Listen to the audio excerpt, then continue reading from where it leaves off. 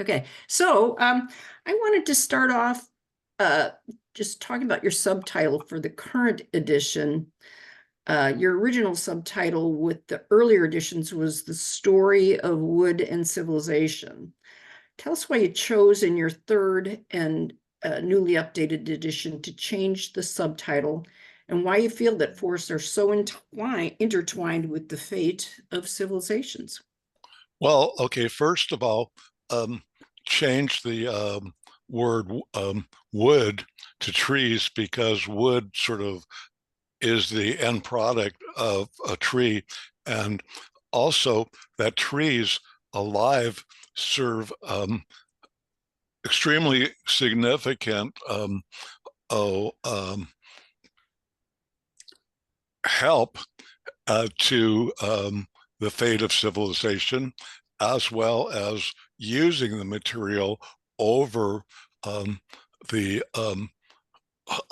tens of thousands of years. And also the fact that in the new edition, the first chapter is a discovery I made that really sets the book going, is the first true tree, which is Archaeopteris.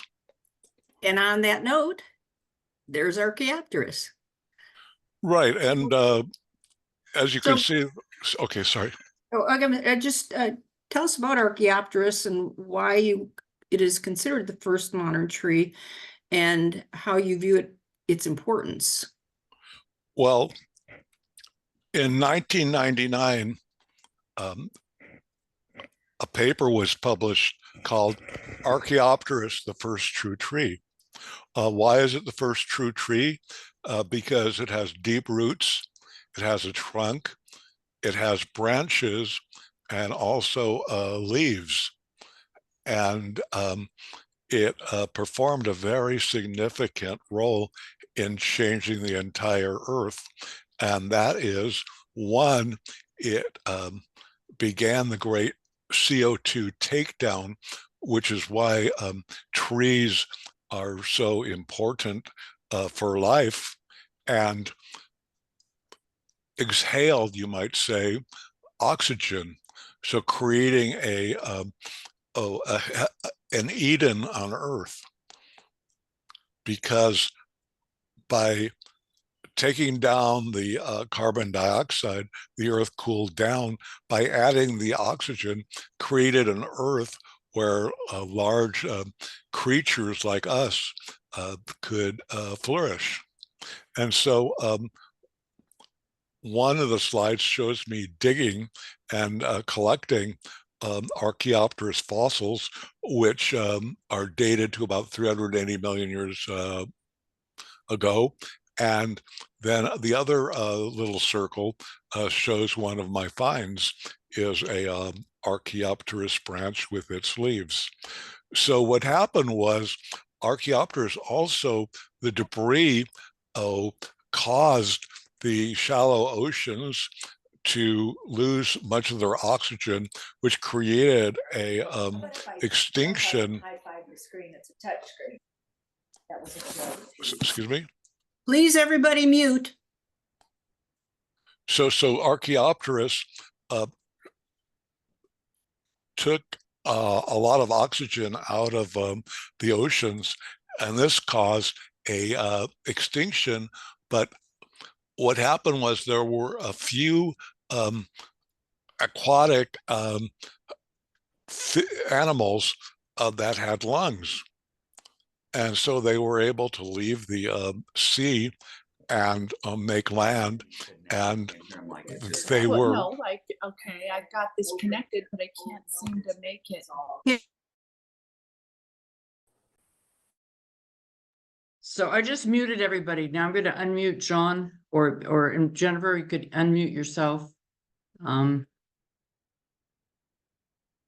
mind. I got it. You want to unmute? Can you unmute? I can't seem to unmute him. Maybe you can. John, if you go to the upper right hand of your screen there where your picture is, why don't you push on this one? You should be able to unmute. And again, for whoever's chatting in the background, please mute yourself. Okay, is that good? Oh, you're good. Okay, so the first sea animals that can make it to Earth were the lungfish, and they have like little legs, and they were the first what they call tetrapod, which is what we are, 2 arms and 2 legs, and every animal on the planet, um, in the animal kingdom today is a tetrapod, and you might say that Archaeopteryx was a magnet for what would someday become humanity. And so Archaeopteryx began the great carbon takedown, the great addition of oxygen, and started the build up to an Earth where we can have the pleasure of living. So what you're basically saying is that Archaeopteryx, everything else followed Archaeopteryx. Correct. Like every place where you find Archaeopteryx fossils, you also find the first 4-legged creatures. And you show yourself digging for Archaeopteryx fossils. Where was this, and what other parts of the world has Archaeopteryx been found? Okay. This is in Western Pennsylvania, near a place that no one knows called Lock Haven. That's the big regional capital of 5,000 people. And it's up in the hills. And see, Archaeopteryx was able to spread throughout the world at the time because there was just one large continent. So it was very easy for the tree, which also was the, you might say, the scion of seeds, to take over the one continent called Gondaland and flourish. And this created what is called the idea of tree.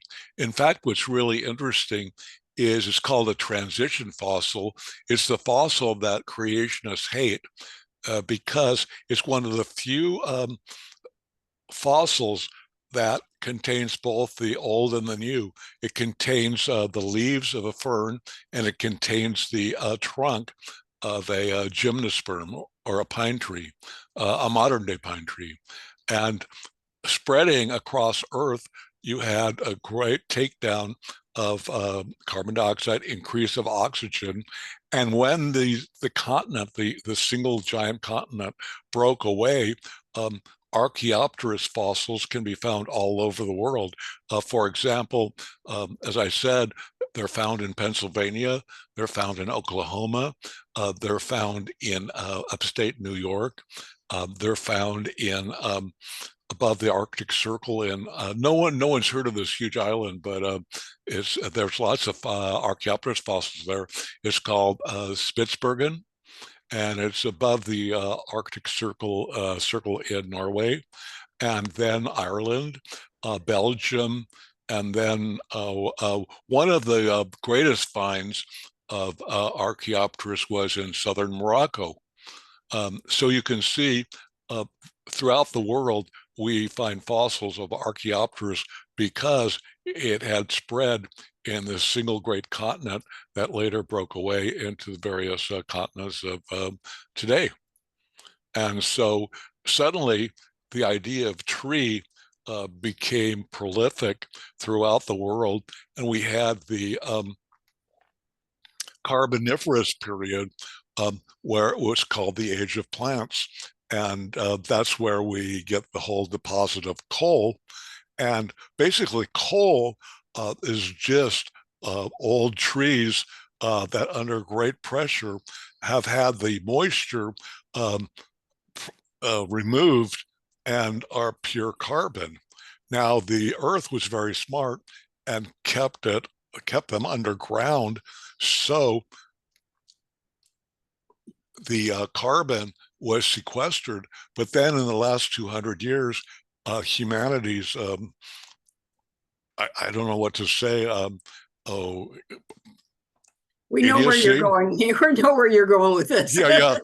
Decided to dig up these trees and burn them, creating oh, right now in the headlines, right? Overheating of humanity throughout the globe right now, immediately at this moment. And so nature created a paradise, and then humanity decided to create a hell. I do see a viewer with a hand up.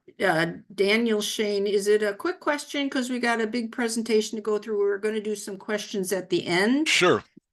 Are you okay taking a question now? I'm fine. Okay. And we'll need to unmute Daniel Shane.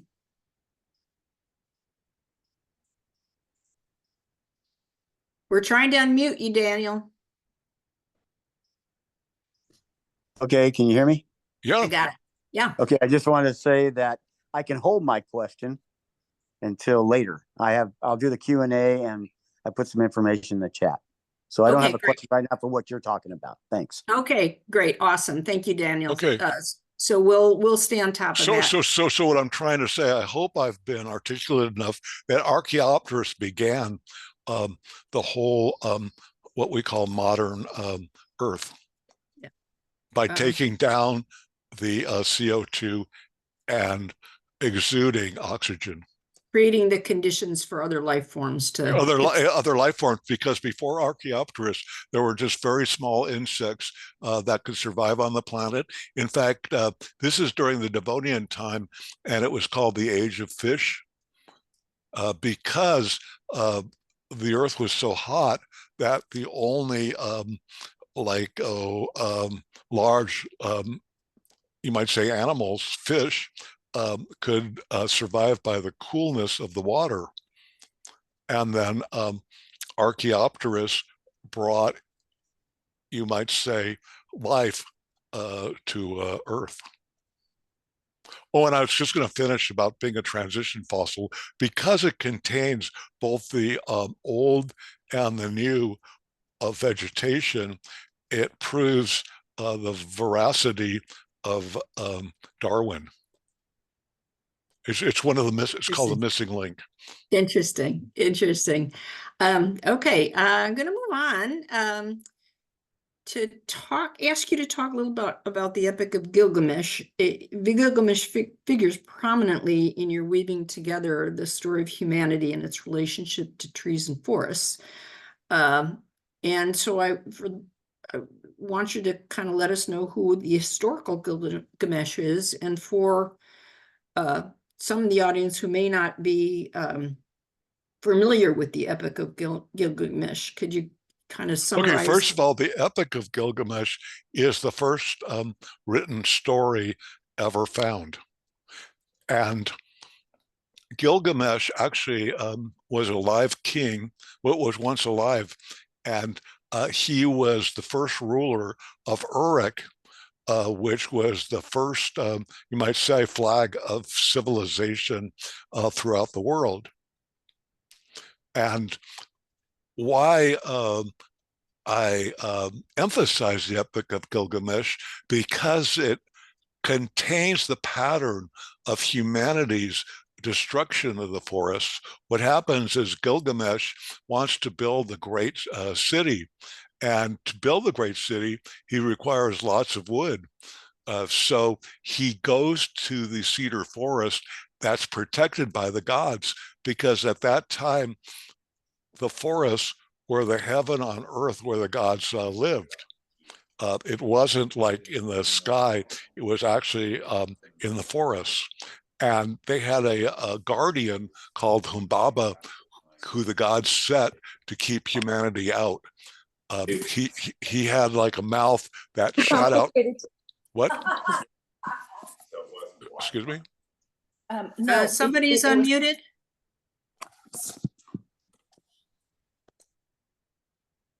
So the Epic of Gilgamesh tells the story of humanity's destruction of the first great forest called the cedar forest. And amazingly, um, ever since Gilgamesh destroyed the cedar forest, um, we follow the same pattern to this day of the destruction that Gilgamesh began.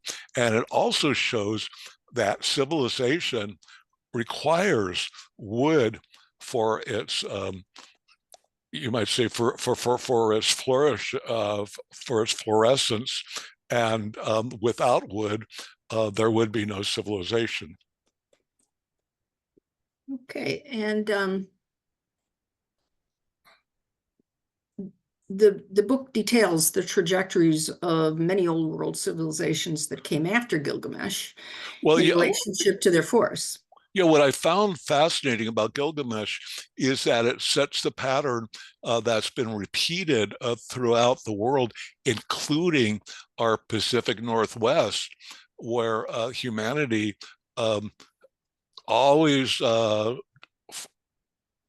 humanity sees great forests westward. For example, at one time, Greece was a great forest, and then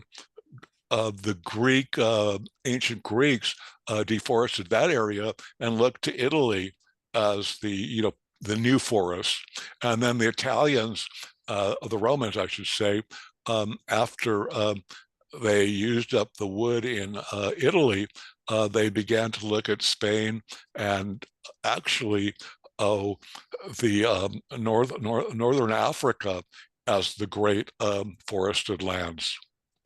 So what's really fascinating is this whole movement westward from Iraq all the way to California is the magnet for this movement has always been the trees, because without the trees, there's no way a civilization could survive. Yeah. Well, I wanna go into some detail about the old world. I mean, you talk about multiple different civilizations: the Mesopotamians, the Phoenicians, the Greeks, the Romans, the Venetians, the Brits, and obviously we can't devote some time to every one of these. So what I did was to just pull a few illustrations from these chapters on the old world, and I just kind of want you to comment on what they say. Well, for example, here we see, and I call this the forest journey, with the people with the stack of wood um, on their shoulders. They're coming out of the forest. And why are they coming out of the forest with wood? And that's to create fire. And basically, without fire, we would have never had the evolution of humanity. What really makes humans distinct from all other animals is the discovery of how to create fire. Other animals, say, have verbal skills. Other animals, say, build with wood, but only humanity has been able to, you might say, create fire. And by creating fire, we make ourselves God, because with fire, we're able to settle in many places that are uninhabitable without heat. So the movement of humanity from Africa would have never been possible without fire. In fact, fire enabled our brains to grow because we could cook, and the cooking allowed us to increase the proteins in the human body. And then the Middle Ages would be unthinkable without wood fires, because all the 95% of all the ores, whether it's iron, whether it's copper, whether it's or in between bronze, requires fire to smelt the metal to make it useful for humanity. So what I discovered, and this makes the whole book unique, is that wood is the basically the material that makes civilization possible, and actually makes not only civilization, but any human movement of humanity possible. For example, the first people to come to Southern California used fire to clear the land about 11,000 years ago, causing great extinctions. Like one archaeologist wrote, very few people can do a lot of harm to the forest through fire. And actually, in my adventures, I've seen that. I've watched great, conflagrations in the southern part of America, in Mexico and also in Brazil. How fire is so powerful today. So what I couldn't understand was, when I began the book, discovering that without wood, there would be no Metal Ages. Without You wood, talk about in the book how you sort of say the Bronze Age was really the Wood Age. right. Okay, for example, bronze requires copper and requires tin, and the copper comes in an ore. It's about, I think, about 20% copper and 80% just stone. So how do you get that metal out?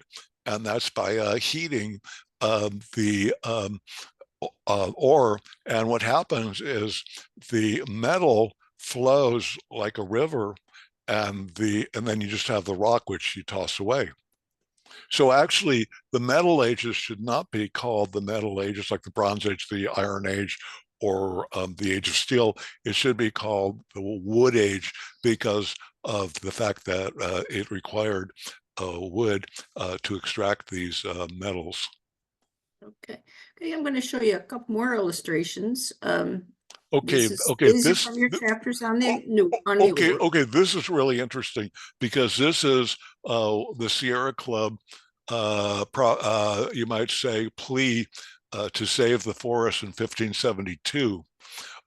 What happened was, to the left, and actually in the book I show 5 stages, but because the presentation, we don't want to clutter it, I've shown like the first stage, where the beginning of the deforestation, and this is in Venice in 1572, and the person who did the illustrations was going to the Senate of Venice to say, hey guys, quit cutting down the trees, because to the right is what happens.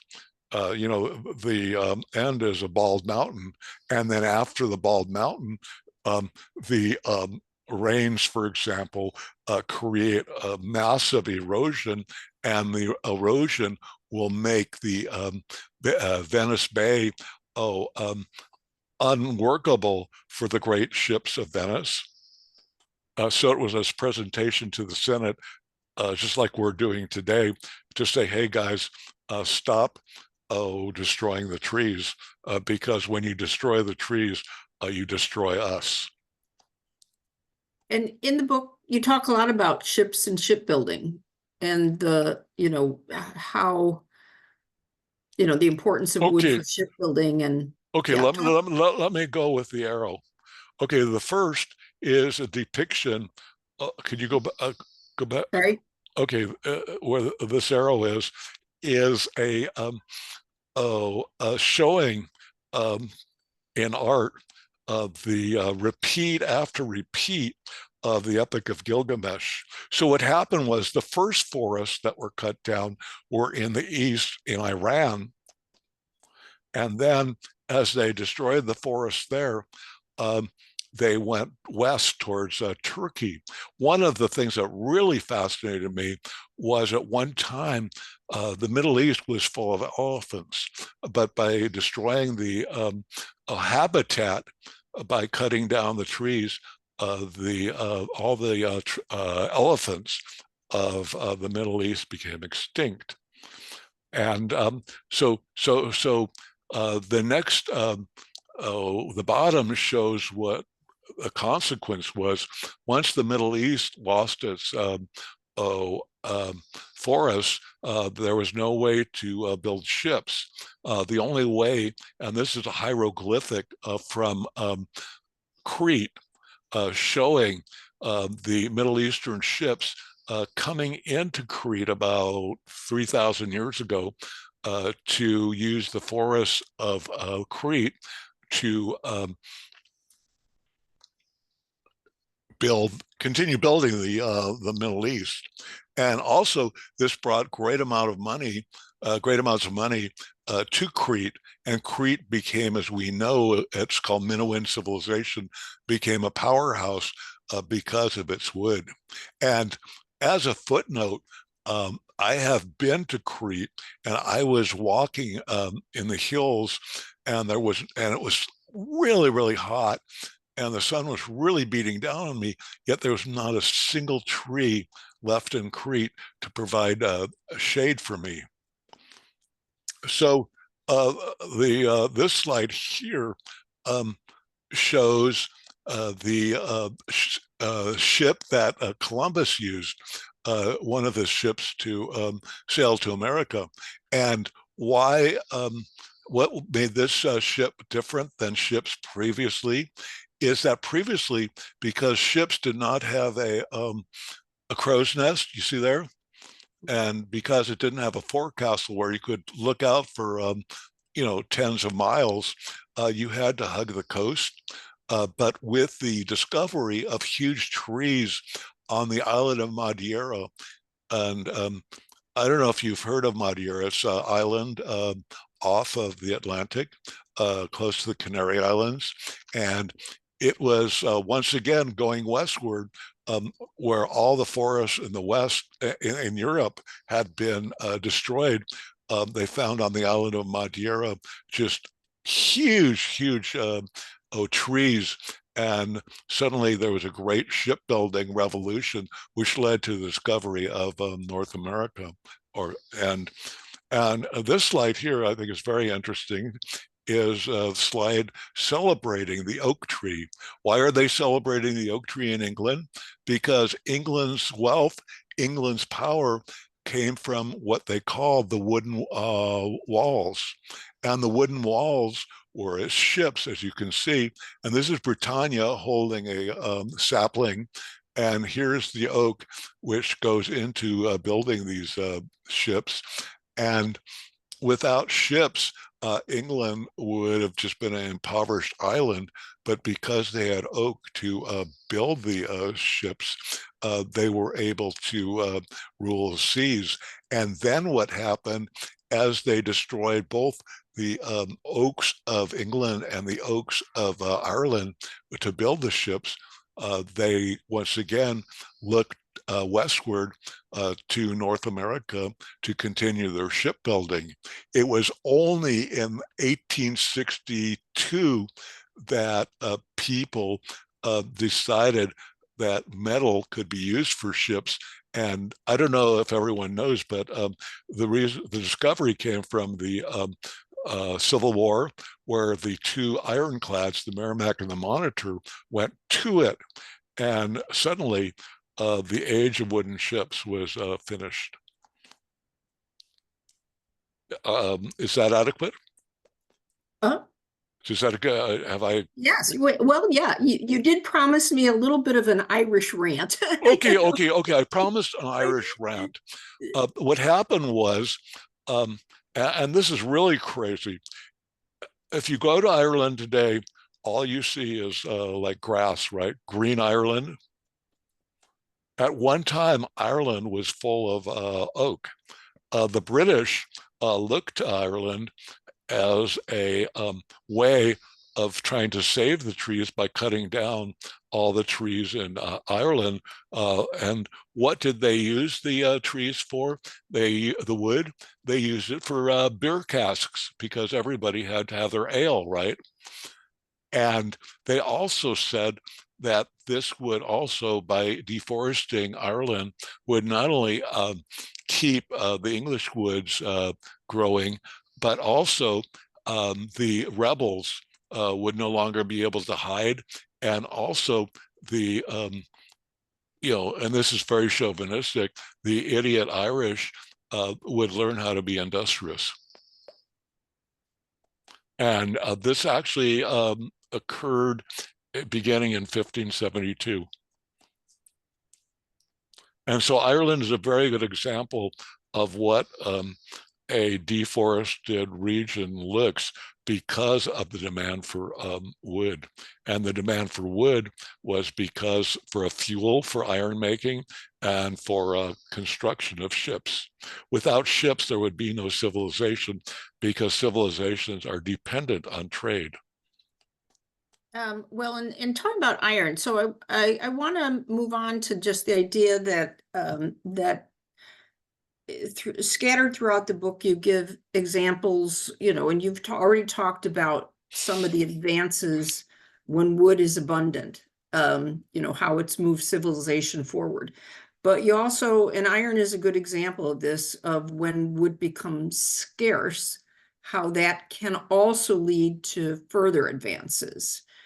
So maybe you can, give an example or two of like iron, just to illustrate that point.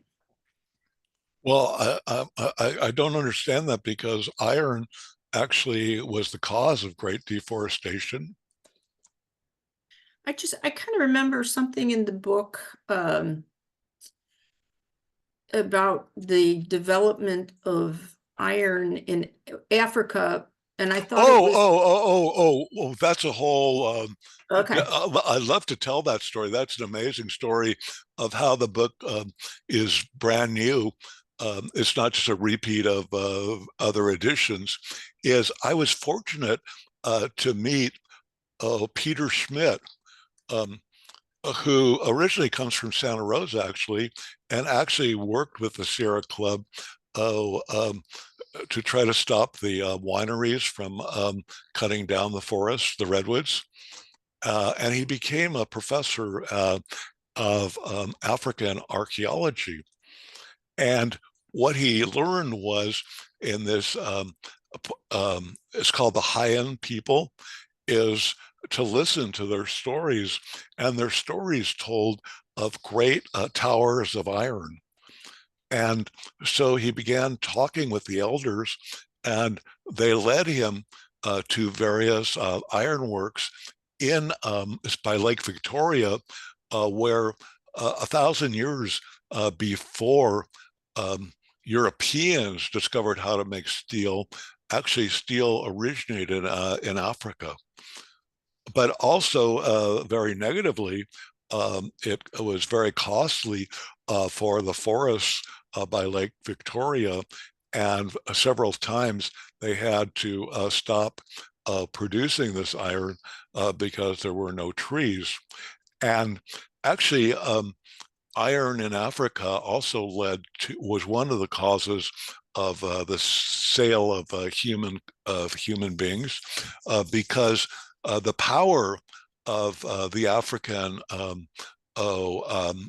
iron kingdoms was because they had iron versus the surrounding people who just had like stone and wood.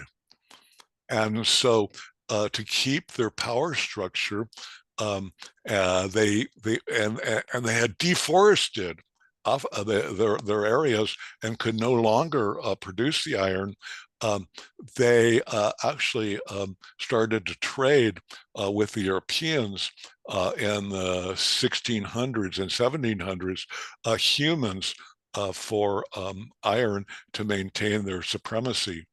So iron creates a supremacy versus groups that rely on stone weapons, for example. And this is brought out by Jack London, for example, in his Klondike tiles, where he says, anybody, when iron and stone clash, iron always wins. It's amazing how you are able to weave together so many aspects of human history and bring it all back to it. So, Well, I was very lucky to have a coterie of, I met an incredible group of people as I worked on the book to make these discoveries. And one of these people was Peter Schmidt. And Peter Schmidt actually, this discovery that the Africans began making steel before the Europeans actually resulted not only in a big article in Science magazine in the 1970s, but also a big article in Time magazine at the same time. um, So this idea of Africans being a dark continent is just a fiction of European prejudice, because the Africans, not only knew how to use iron, but they also had a very complex class structure where the iron was used to maintain the status quo.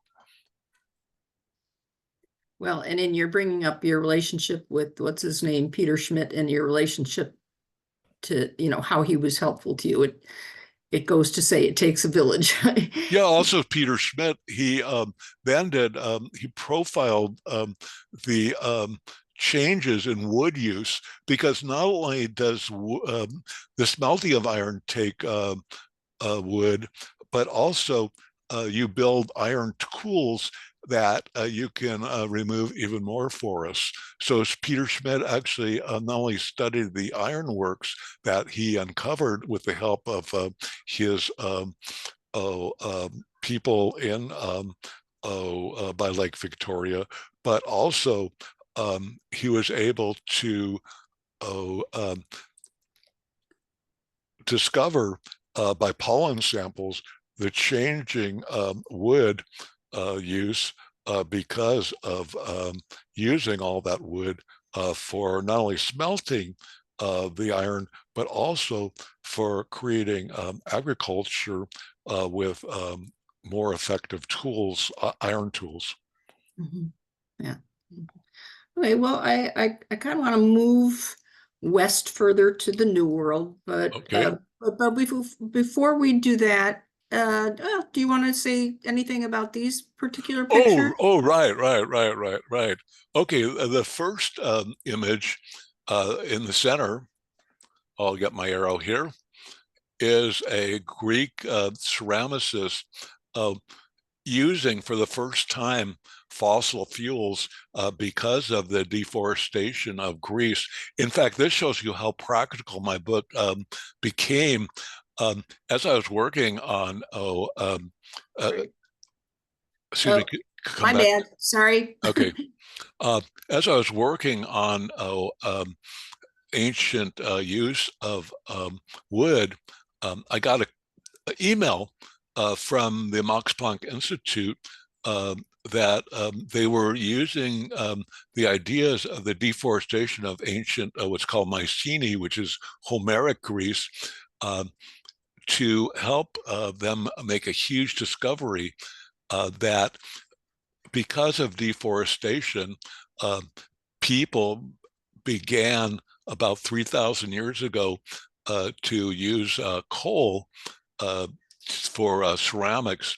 Now, ceramics, which is now you might say, a art form, was vital to civilization at the time because anything that you would carry or anything you would export had to be in ceramics, like they're called amphora.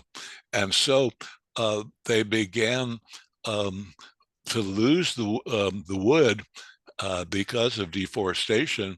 And so they turned to fossil fuels 3,000 years ago. And this is a big part of my chapter on Homeric Greece. And here we see a ceramicist. Actually, you see the little pieces of coal at the bottom going into the furnace. Okay, now now to the left, where my arrow is, I've actually experienced this on climbing mountains in Mexico, where you find the charcoal works. What you do is they discover very early on that if you remove the moisture from wood, you get a much more potent and much more reliable fuel called charcoal. And so here we see them creating what were called charcoal works, where they are lighting a fire under this pyramid of wood to remove all the moisture in a very controlled burn to end up with a more powerful fuel. And, you know, actually, like I try to say, we've never had the Metal Ages. We had what I call the Charcoal Ages, which was demoisturized wood to create a flame hot enough to extract metals. And then in this slide, where my arrow is now, is one of the fascinating things is not only were all ships made of wood, but all land transport was made of wood too. And here we see wheelwrights taking wood and creating the spokes for the wheel, for the wagon wheel.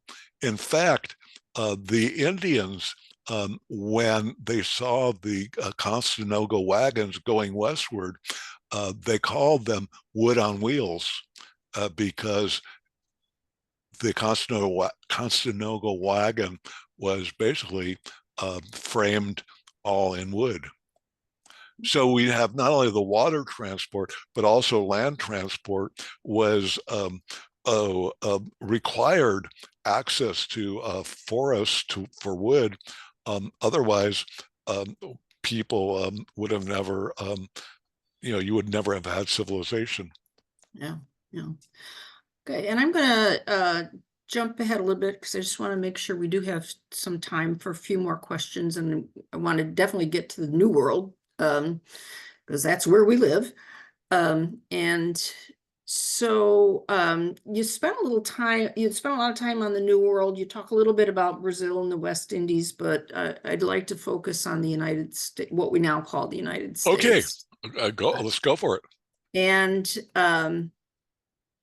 what I show, and what really blew me out was that without wood, there would have been no settlement of America. In fact, Alexander Hamilton remarked that what would make our country great is its access to all the forests. So the question is, where was the wood? Well, actually, the wood was by the shoreline of the Atlantic in the beginning. And as we cut our way, you might say, west, wood became the primary mover of settlement. So, for example, here we see from the Currier and Ives illustration, all the various uses of wood. Of course, we see a log cabin, right? We see a bridge. Also, there would have been no hunt if not for the forests. So basically, to settle in the, well, you might say all the way from the Alleghenies to Oregon to California, the wheels of our movement were wood. And not only were the wheels of our movement wood, but also here we see the steamboat. Now, a lot of people see the steamboat as a Disney creation of just very you might say very insignificant, but actually the steamboat was the mover of American civilization, because prior to the steamboat, you had the flatboat, and the flatboat, you could like go down the Ohio, then down the Mississippi to New Orleans. But once you got to New Orleans, you had to walk back because there was no way of going against the current. And with the steamboat, you eliminated like a 6 to 9 month trip in 2 or 3 weeks. And what was the fuel? Here we see the flame. It was called wooding up. What happened was along the Mississippi, along the Ohio, settlers would create, you might say, gas stations where they would have a big fire burning, telling the steamboat operators that they had fuel ready for the giant steamboats. The steamboat was actually considered one of the major innovations of Western civilization, like the printing press, because it changed the whole mathematics of trade.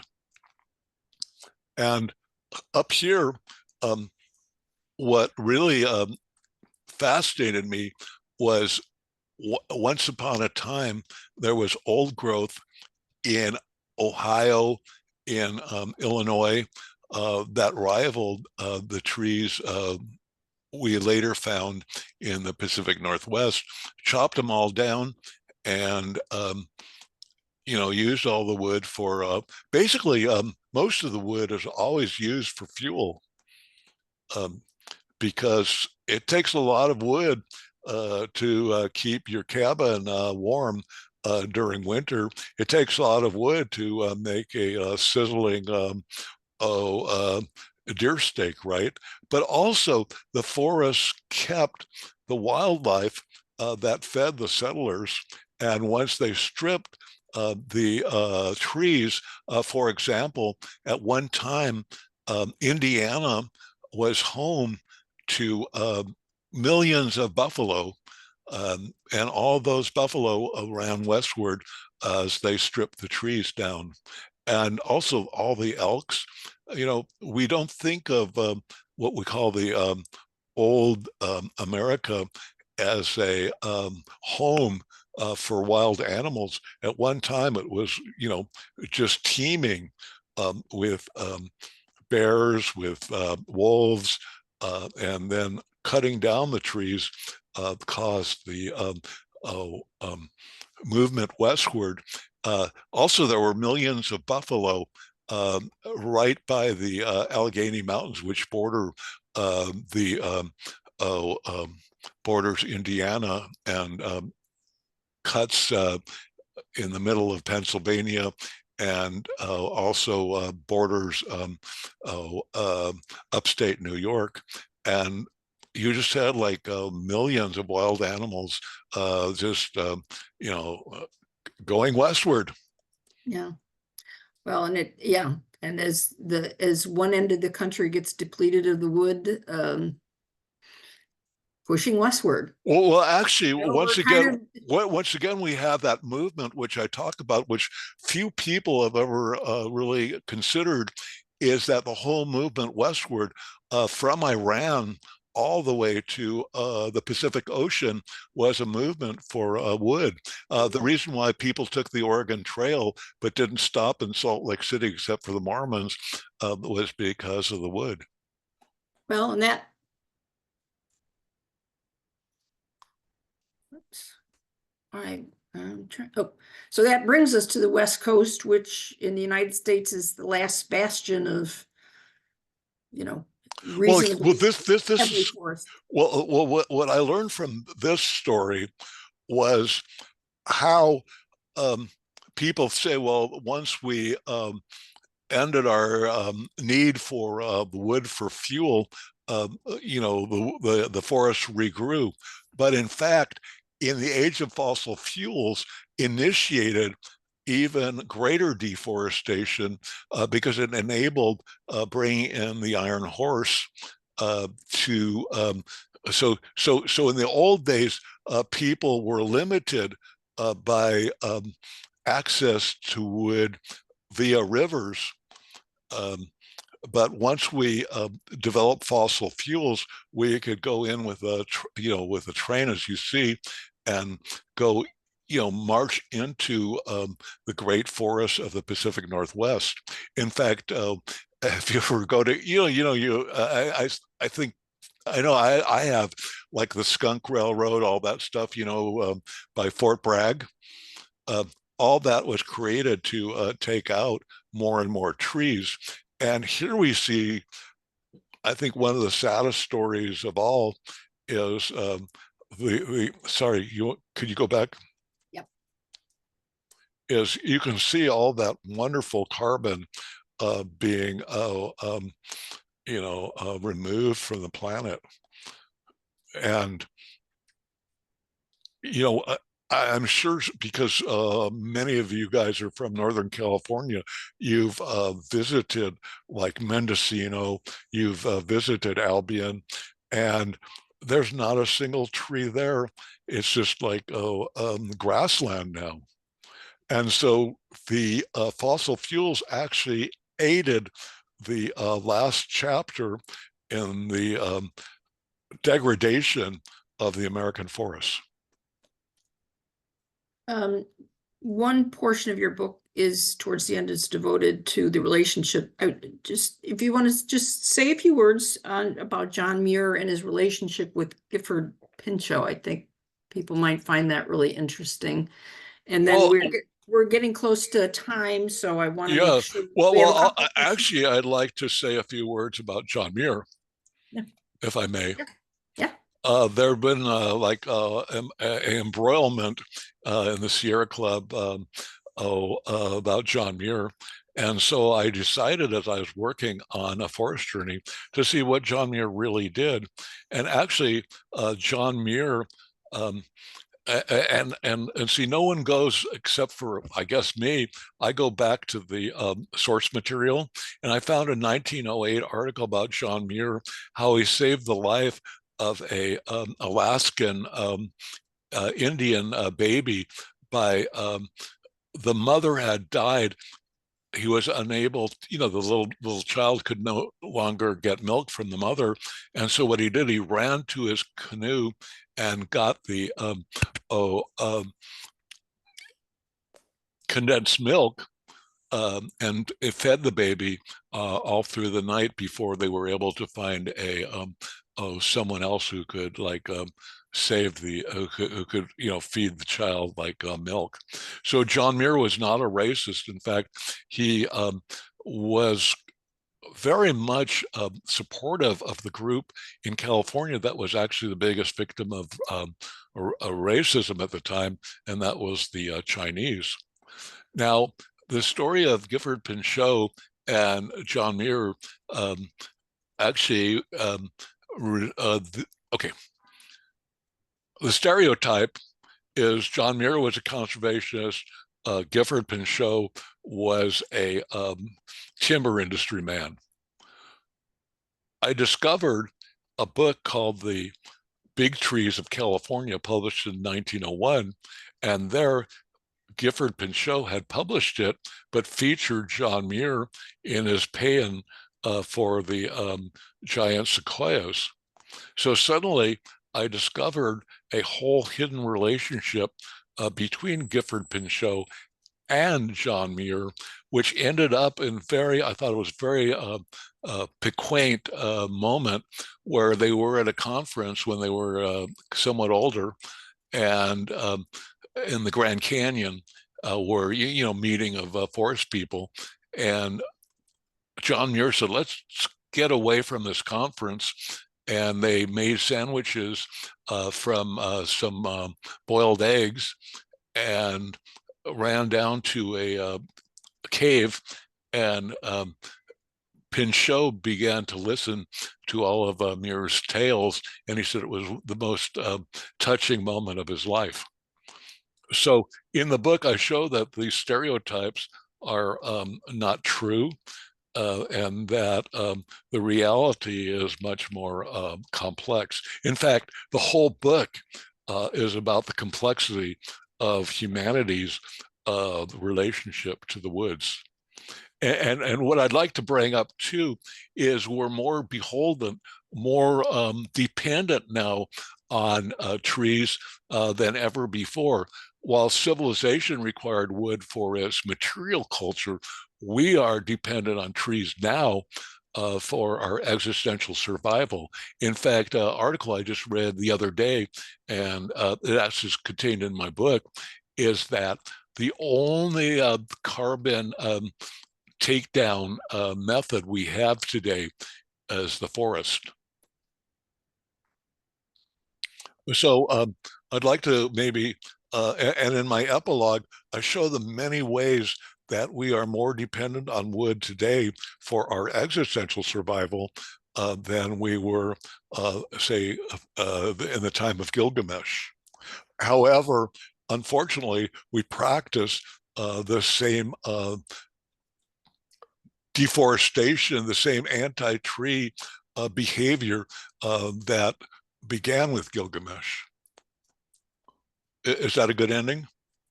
Oh, that's a good ending. We and maybe like you end the book with the words of Enkidu, Right. What Gilgamesh's happened was royal supporter, and I thought that, I thought it was a great way to end the book. So okay. maybe... Well, let me do that. In 2008, they discovered a new text to Gilgamesh, and it was called the ecological Gilgamesh. And so after Gilgamesh, and see, Enkidu was the companion of Gilgamesh, and it was Enkidu and Gilgamesh who basically ravaged the cedar forest. But as they're sailing down, just as thousands of years later, Mark Twain watched in Hannibal, Missouri, wood rafts floating down. Enkidu looks to Gilgamesh. They're in the one of the rafts. They also have the head of the protector of the forest displayed as a bowsprit, and Enkidu looks at Gilgamesh, his buddy, and says, "Oh, I think we've turned the cedar forest into a wasteland. What will our gods think?" And I think that's a very important way of ending the talk. Absolutely, absolutely. There were a few questions I was hoping to get to just a little bit more about you, but I'm gonna, yeah, you've graciously agreed to stay with us a little past the hour. Sure. Yeah, sure. So, and your personal story is about as fascinating as your book, really. But I hope for our audience members, what John has presented today is just like a few examples of the information of the book. It's really, really, it's just a wealth of information, and so I hope that you've gotten the general sense of what the book's about. The book is about the journey of humanity, and the journey of humanity has been like through the woods. Into the woods.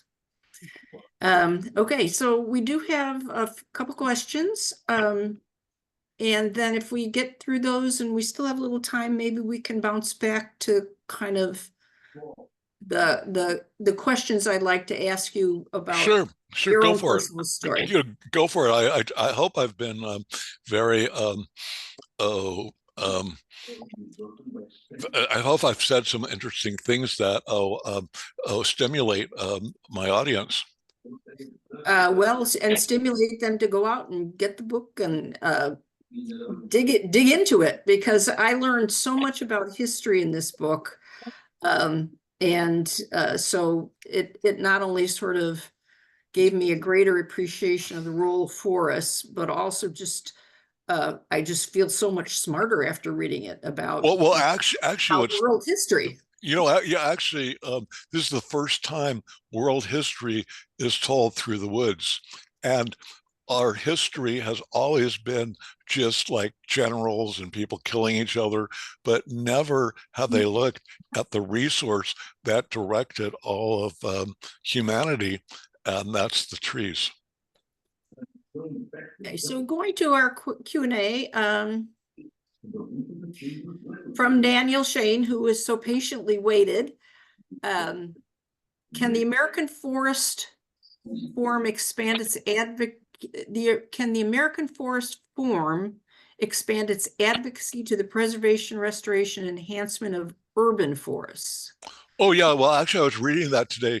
Is urban forests are so important because they excuse me. We got somebody who's unmuted again. Okay. Oh, okay. I was reading actually, I believe it was in Nature, about the significance of urban forests. Is one, they make life a lot easier in these very hot times. They also, create, a much more joyful moment, to be under a tree than to be like, overheated by a concrete island. And also during rains, for example, they actually protect us against flooding. So there's so many good reasons to create forests in the urban space, but also the urban space, is basically responsible for the deforestation of much of America and much of the world. And we should bring back the trees. Amen. Amen. Another audience member is interested in hearing a little bit more about ancient Middle East. Okay. And just how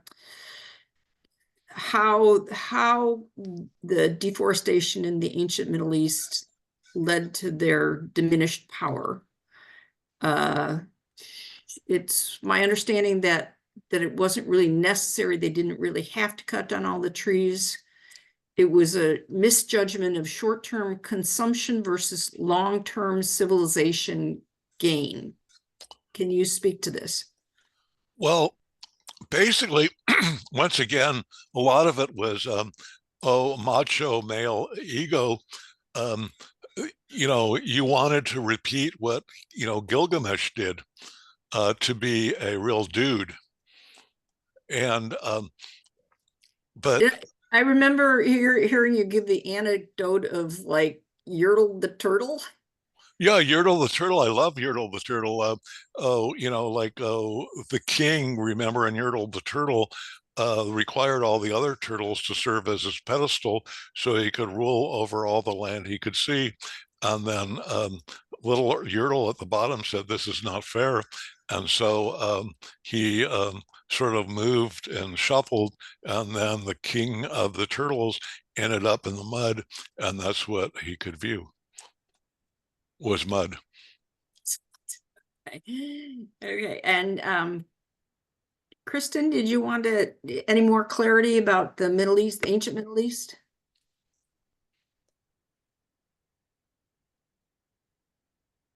Hey there. Yeah, John, I found your work when I was actually writing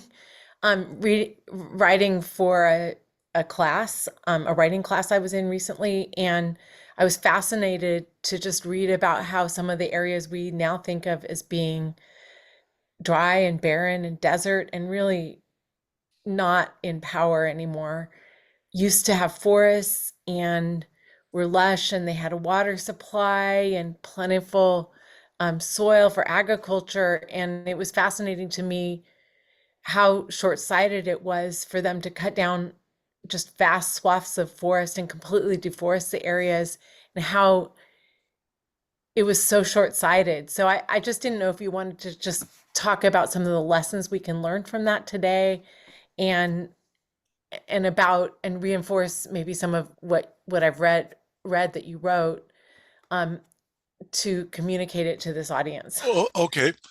First of all, what amazed me, I mean, I learned tremendously from this book. I mean, I wasn't like suddenly like all knowing, person who could see all this. I had to go through like, thousands of pages of literature. And what amazed me was when we see newsreels of, say, Iraq, or we see like Iran, and we see all these hills without trees. Actually, they made a comment like 3,000 or 4,000 years ago that this was not a natural state, because the hills, with hills, you have trees. And the consequence was, as you cut down the trees that protected the lower areas from erosion, was that they also defended against the various minerals that were in the hills, that once they were no longer protected by the trees, would wash down. And that mineral, which I'm thinking of, is salt. And as that salt poured down, the agricultural lands, plants don't do well in salt. And that changed the entire geography, cultural geography of the Middle East. I mean, what a different place like Iran and Iraq would be if it had the trees that were once there. And also, as I explained earlier, the wildlife, like the elephants, all those are gone, and it creates like a desert, and creates a very discomfort for people.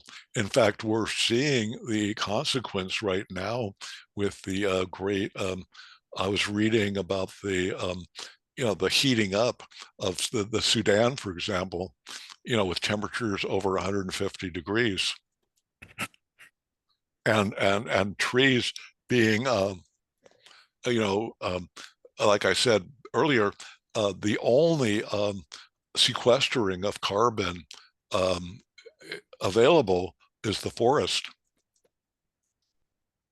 I mean, all this talk about sequestering,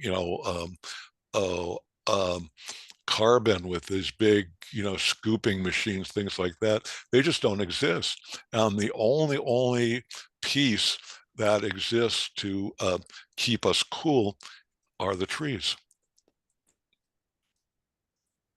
And so it's miserable to be in these countries that used to be forested. I mean, for example, the whole area, that's right now undergoing a lot of violence, that all used to be forest. In fact, when the first thing Moses did was he sent people to reconnoiter the promised land to find out if there were trees. In fact, the celebration of trees can be seen in the Bible, the Garden of Eden, where everyone lived peaceably, and there was plenty for everyone, and and also they talk about, and back in the day, how the trees created the watershed for the Tigris and the Euphrates. I mean, these people weren't ignorant, but they were ruled by very, very, how should I say, people who had very little foresight of what they were doing, because they wanted power. And power blinds us to very bad activities, including cutting down the trees. Well, and you give example after example in the book of how geographies have been so altered by deforestation. Oh, I can tell you one example. I personally experienced this, was the city of Troy. Right now, Troy is about, I think it's about 17 miles from the ocean. And at one time, it commanded the entrance to the Black Sea. And that's why it was so important, because the Black Sea contained lots of resources. To get to those resources required the conquest of Troy, which is told in the Iliad. Right, and you talk about how Troy which was right on the sea, but Right, because right. I mean, I camped like 800 yards from Troy, the ruins of Troy, and it looks like a beach ship. And then also, as a curiosity, and this is how I do my work, I went into some of the unlike excavated ruins, scooped with my hands, and came up with hundreds of scallops. In fact, I have a scallop from Troy in my bathroom. Right, so we're pretty much running out of time. There is one more question that I think a lot of us on this call really care about, and that's the current attempt to expand the biomass incineration and wood pellet industries into California and to use our forests as feedstock Yeah, for, oh, I'd love to answer that. yeah, right. Any thoughts you can give on that? Because it's something that we're really working hard on trying to halt Right. that expansion. First of all, I'd like to use a dictum that was written in 1875. Oh, it was like, how the forest, this is so fun. I mean, this shows you no progress has been made. In 1875, they were talking about how only the forests like protect us against the burning of fossil fuels. And I could share that with you sometime. So anyway, we're basically repeating, no, the fact is we're blinded by, greed. And actually, the pellets do not at all like save, um, you know, or reduce the greenhouse gases in the atmosphere. In fact, they increase it, because one of the parts of the book where I talk about the new forestry um, discovered it was discovered like in the 1990s, that the anthropomorphizing of trees, like a new tree really can take in a lot of carbon. The old trees are like, basically in wheelchairs. They discovered that the old growth is really the champion of carbon sequestration. So what we do is we cut down the old growth for, it's a real, what my son would call when he was 8 years old, bamboozlement. Um, so we take down the great, old growth, which is the bank of carbon, to create these pellets. Then we burn them. So not only do we remove the carbon bank, but also then we spend it on burning it for power, and once again emitting fossil fuel, carbon dioxide into the atmosphere. So it's a double whammy. Yes. And Yeah. and It's really scary, is what it is. and that's the unfortunate aspect of politics, because it seems like the Democrats are supporting that, right? Yes, there is, well, it goes both ways. Cory Booker has a great bill out that he's introduced to try to rein in these industries. Some of our California politicians, however, are trying to push through legislation that would sort of basically make it easier for the expansion of the industries into California. So yeah, the Democrats on this it's a little bit of a mixed bag. So we have a lot of work to do. We do, because basically, and I'd love to say, I'd love to, have a little time where in the 1870s, people began to be concerned that we were cutting down the trees, and we were like, burning fossil fuels to the hilt, right, in the Industrial Revolution. And this author, he was actually editor of a major magazine. He said, "Stay out of the forest." And that's my message. Good advice. Good advice.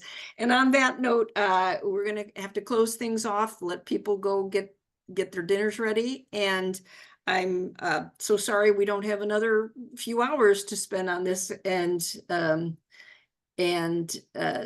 I hope you've whetted people's appetites for reading this book.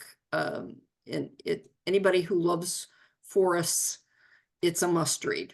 And so thank you so much, John, for joining us. You're welcome. And anyone has any questions through you, I could answer. And if they want the book signed, they can send it to me.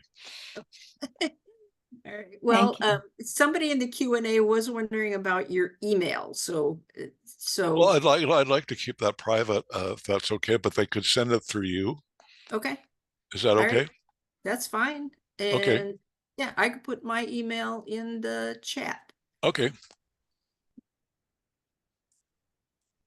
Well, I hope, Jennifer, I was up to your expectations. Oh my goodness, John. I never had any doubt that you would be up to my expectations.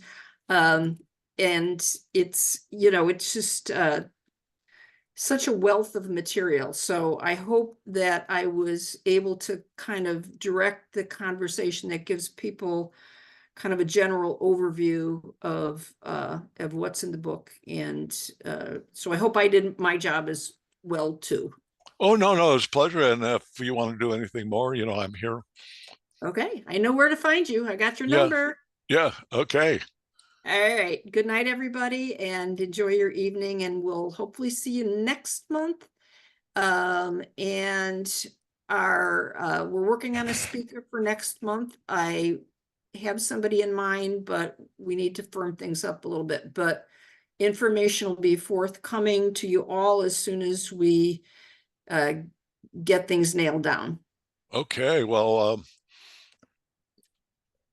Jennifer, it's great meeting you. Maybe someday you're in what, San Carlos? I'm in I'm south of San Francisco, in Hillsborough, California. We have a guest room, so All come and right. visit. Yeah, come and In visit. my starving artist, right?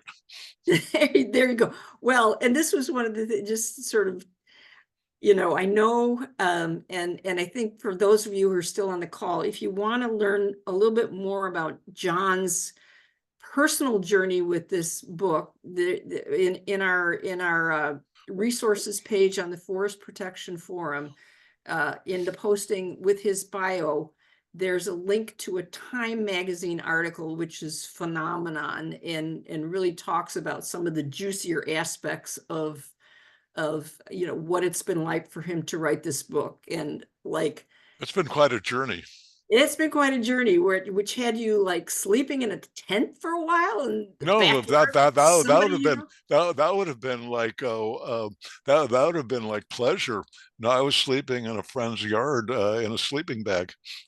Yeah, for quite a while, as I Yeah, understand. for let's see, from when I got the bee in my bonnet, that I had something that no one else had thought about. From 1982 to 1986, I lived outside. Yeah, and let me ask you, because I know you were a single dad. Were you raising your son? No. This is before I ever had Oh, a child. okay. Yeah. No.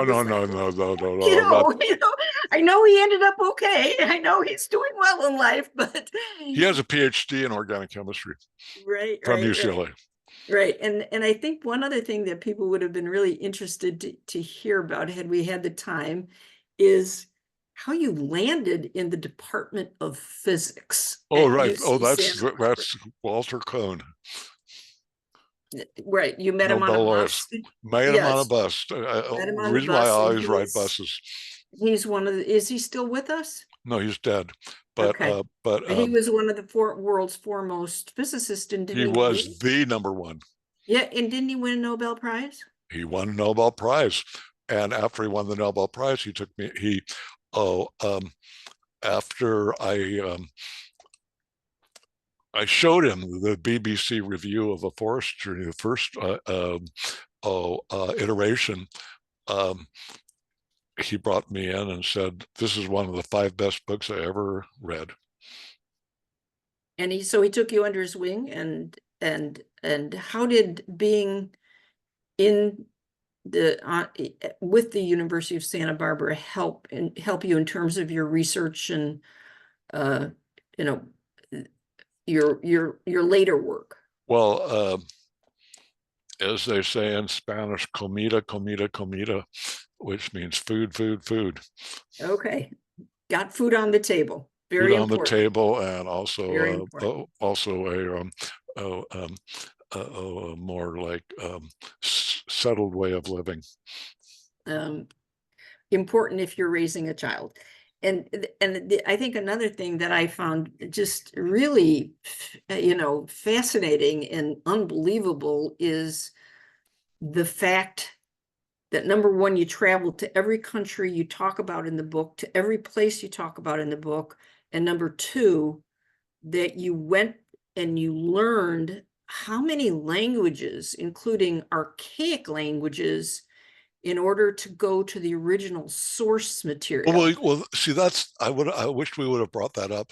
One of the my strategy was to do a book where the people of each time tell you their story about wood.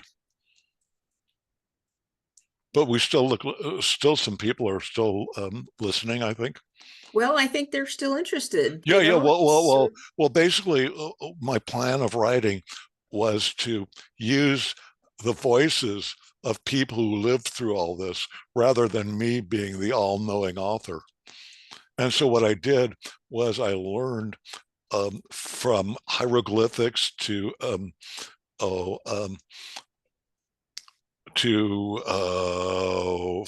16th century Italian, how to say things like pine tree, wood, things like that. And in fact, I have a whole chapter on wood and language, forest and language at the beginning. Yes, yeah. I think one other thing that people might enjoy hearing about is just your origin story in terms of how you came to, number one, get interested in nature, and number two, what was the origin of your decision to pursue this research into forests specifically? Well, I think the latter is the most interesting.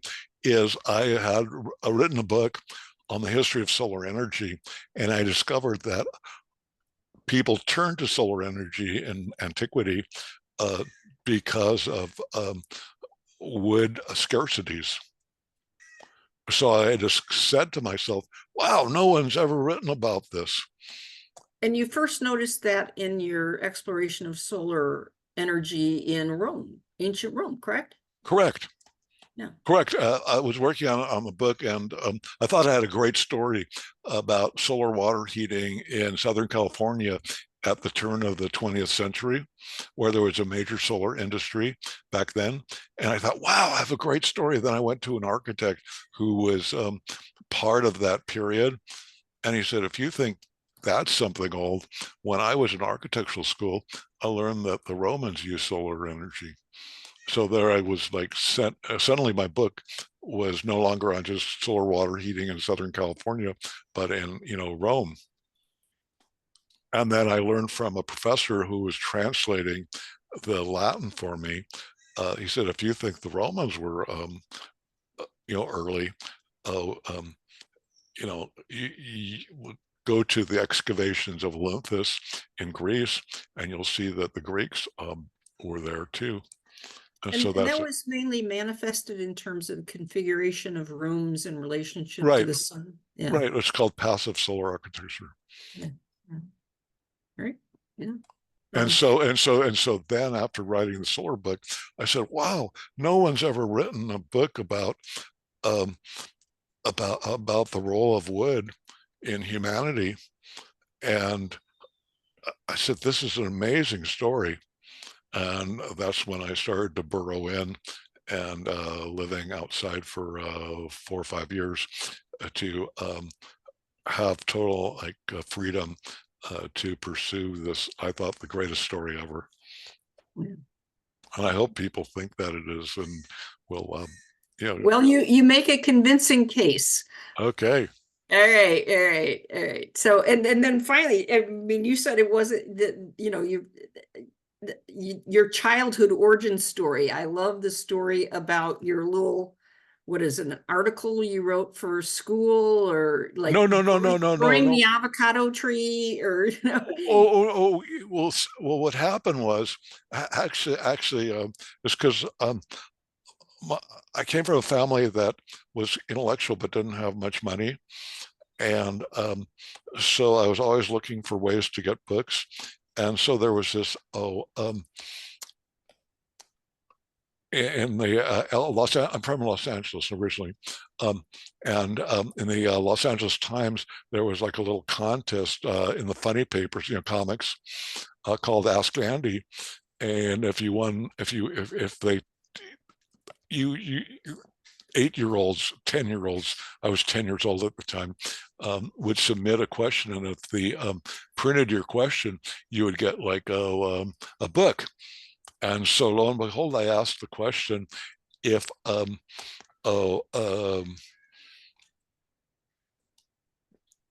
if a seed is so small, how does it how does it create a tree that's so tall?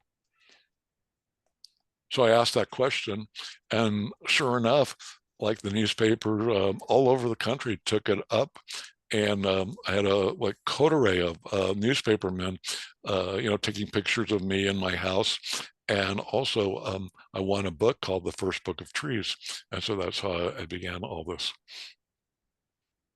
Well, it's a wonderful origin story, and the world is better off with the knowledge that you've been able to provide through this work. Well, if you become my press agent, we'll go far. Okay, all right. We'll have to talk commissions. Yeah, I gladly, like any book you sell, you get a commission, of course. Okay. With that, and just FYI, the other 3 books that John has out are about solar power and solar. Actually, the last book is called Let It Shine: The 6,000-Year Story of Solar Energy. Yeah, so there's another story to be told there. That's probably equally as no, the wood is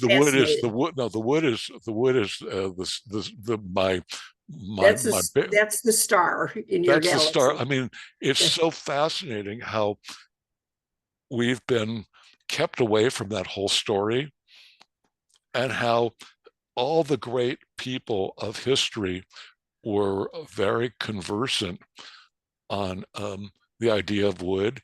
In fact, in the Greek and Latin languages, the word for wood is commensurate to the word for matter, because trees were so essential. Right. Hule and materia. We get the English word matter from materia, which is meaning wood. Well, you've certainly given us a look into the sacred nature of forests, and the critical nature of wood and everything. And for that, I thank you. And yeah. Yeah, so if you can be my Sierra Club salesperson, Okay. I'll give you commission. Okay. Well, I have your number and you have my number, Okay. so we're good to go. Okay. Bye-bye.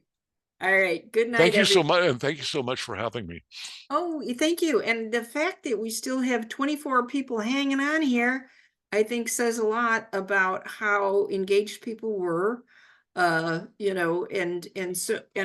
oh, sorry about that.